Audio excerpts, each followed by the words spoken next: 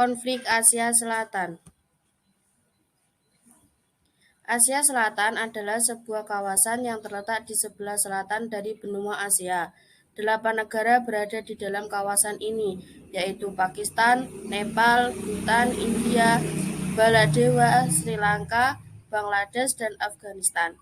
India terbukti menjadi yang paling dominan dalam semua aspek, baik wilayah, populasi, ekonomi, politik, militer, dan sebagainya.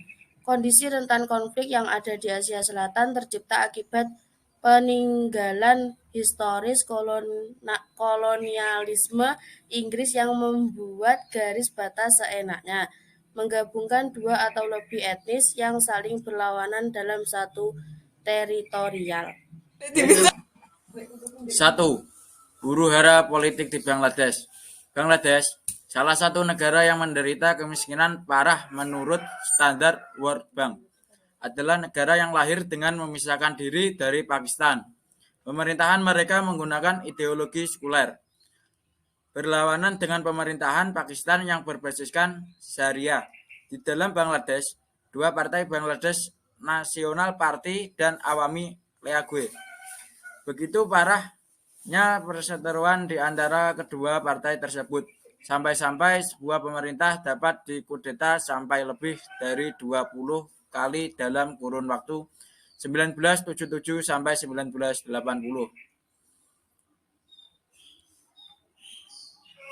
Situasi politik tidak stabil semacam itu menyebabkan kebijakan-kebijakan kesejahteraan yang dicanangkan negara tidak berjalan, menyebabkan kemiskinan akut, kurangnya infrastruktur, dan tingkat edukasi yang rendah.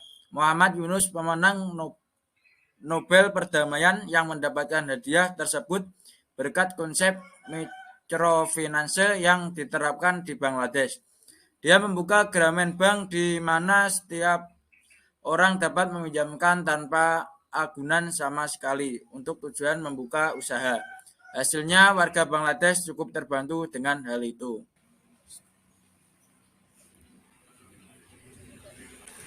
2. Konflik Kashmir-Surya di bumi. Kashmir adalah sebuah wilayah yang terletak di sebelah barat Laut India, diapit oleh Pakistan di sebelah barat dan China di sebelah timur. Kashmir terkenal akan kesuburan tanahnya dan nilai historis tak ternilai yang ada di sana. Kondisi geografis yang membuat Kashmir menjadi perebutan antar negara-negara yang mengapitnya. Pakistan dan India pun mulai membuat nuklir untuk mengimbangi China dalam hal posisi tawar, sehingga kondisi perang dingin pun tercipta di sana.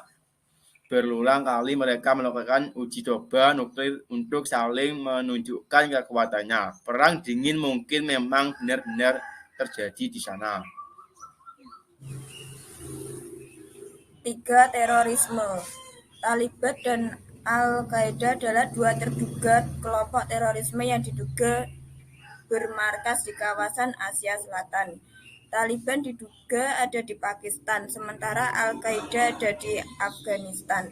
Taliban bahkan dengan garang menguasai beberapa desa di Pakistan dan menerapkan hukum Syariah ultrakonservatif di sana, yang berarti perempuan tidak boleh keluar rumah, harus memakai burgu, laki-laki harus berjanggut, tidak boleh menonton TV, tidak boleh mendengar musik, tidak boleh punya laptop, dan sebagainya. Seorang anak perempuan di Pakistan namanya Mahfafa Yousafzai ditembak karena dia ngotot untuk tetap bersekolah, kemudian menjadi simbol pemersatu warga Pakistan untuk melawan Taliban. Amerika Serikat sebagai pendeklarasi War on Terror tentunya tidak tinggal diam. Mereka mengirim beberapa pasukan khusus ke sana untuk membasmi terduga teroris. Perang pun berkecambuk, bom meledak di mana-mana. Jutaan warga mengungsi. Sepertinya memang warga Asia Selatan amat sulit untuk hidup tanpa konflik. Walau demikian, kemarahan Amerika Serikat terhadap Al-Qaeda dan Taliban juga memiliki faktor historis sendiri. Pada masa Perang Dingin, Amerika Serikat sempat membiayai kelompok mujahidin yang menjadi cikal bakal organisasi terduga teroris tersebut. untuk membendung komunisme. Ketika kedua kelompok tersebut tidak memenuhi ekspektasi Amerika Serikat, mereka pun melancarkan kemarahannya dan hasilnya cukup mengerikan. 4. Konflik pengaturan air antara India dan Bangladesh dilalui sebuah sungai yang amat panjang. Namanya adalah Sungai Gangga. Tentu saja, tidak ada negara yang mau berbagi, itu jelas tidak mungkin. Maka dibuatlah sebuah perjanjian di antara India dan Bangladesh. Perjanjian tersebut mencakup soal buka tutup kanal Sungai Gangga. Namun, tidak ada negara dominan yang mau begitu saja untuk syarat negara yang lebih lemah darinya. India pun melanggar perjanjian tersebut secara sepihak. Ketika Sungai Gangga sedang banjir, kanal dibuka mengakibatkan Bangladesh terkena banjir. Ketika Sungai Gangga sedang kering, kanal ditutup mengakibatkan Bangladesh tidak mendapat air. Situasi ini menyebabkan konflik di antara kedua negara.